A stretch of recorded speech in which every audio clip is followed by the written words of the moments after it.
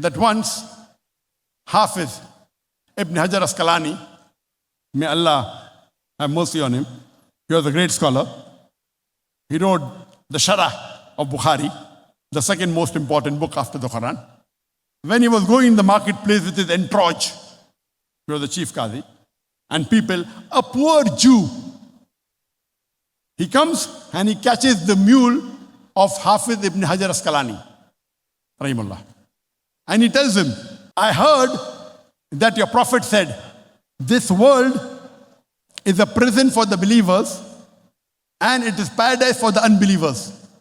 The Hafiz Ibn Hajar Asqalani says that I know what's going to happen in the future. And I know that in Akhirah, in the next life, for the believers, we will get paradise.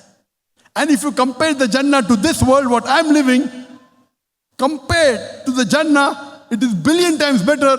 This world with all the wealth is a prison.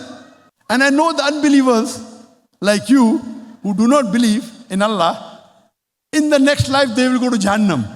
And the Jahannam will be so bad that even if you are the poorest man in the world, if you compare to Jahannam, this life will be like paradise compared to Jahannam.